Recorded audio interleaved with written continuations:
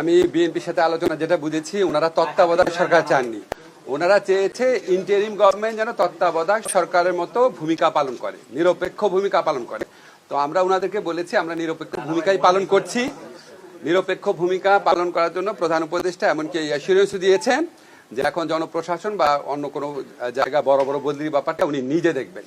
তো বিএনপি তত্ত্বাবধায়ক সরকার চাই এটা বলে নাই, বলেছে ইন্টারিম সরকারকে তত্ত্বাবধায়ক সরকারের মতো রোল পালন করবে। এটা বলতে তত্ত্বাবধায়ক সরকার আমাদের একটা নিরপেক্ষ ভূমিকা চেয়েছে, ওটা তাদেরকে অ্যাসিওর করা হয়। না না না, এই ধরনের কোনো কিছু আলোচনা হয়নি, এটা উপদেষ্টা পরিষদে আলোচনার বিষয়।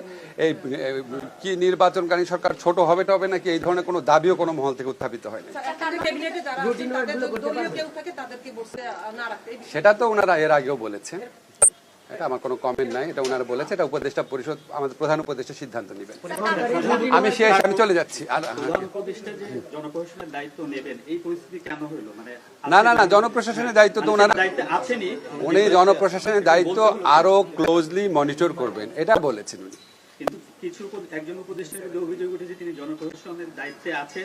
আমি এই ব্যাপারে কমেন্ট করার মতো জায়গায় নাই, আমি জনপ্রশাসনের দায়িত্ব না। আপনাদের আর কোনো প্রশ্ন আছে? না, এটা আমরা মনে করি না দলীয় ভাবে হয়। শোনেন, আমাদের বিরুদ্ধে সব দলই অভিযোগ করে যে এক দল বলে ওই দলের লোক আছে, আরেক দল বলে ওই দলের লোক আছে, আরেক দল বলে ওই দলের লোক আছে। যেহেতু সব দলই অভিযোগ করে অন্য দলের লোক আছে, তার মানে হচ্ছে আমরা নিরপেক্ষভাবে দায়িত্ব পালন করছি। স্যার, 15 জন সেনা কর্মকর্তাকে নিয়ে আসা হয়েছিল, তাদেরকে ফাইনাল সাব জেলেও রাখার একটা সিদ্ধান্ত হয়েছে। সরকার বিষয়টা কিভাবে দেখছে এবং তাদের জন্য আলাদা সাব জেল প্রয়োজন হলো বা কেন?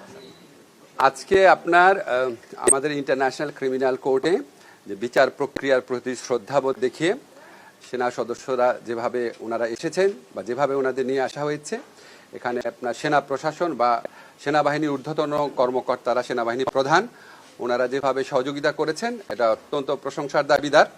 এবং তারা আইনের শাসনের প্রতি যেই শ্রদ্ধাবোধ দেখিয়েছেন এটা আমরা খুব পজিটিভলি দেখছি। আর সাব জেলে কেন রাখা হয়েছে বা ওনারা কোথায় রাখা হবে, এটা সম্পূর্ণভাবে স্বরাষ্ট্র মন্ত্রণালয়ের দায়িত্বভুক্ত বিষয়। ওনারা যেটা প্রয়োজন, ওনারা যেটা অ্যাপ্রোপ্রিয়েট মনে করবেন এটা ওনারা করবেন, এটার জবাব দেওয়ার এখতিয়ার আমার নাই।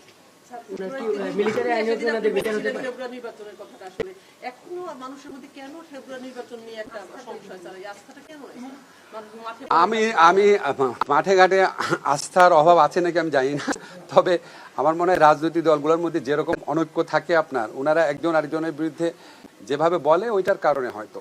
তবে আমার ধারণা যখন আমরা জুলাই সনদ বাস্তবায়নের ক্ষেত্রে বাস্তব অগ্রগতি দেখব, এই সম্পর্কে সকল সংশয় খুব দ্রুত তখন আশা করি কেটে যাবে।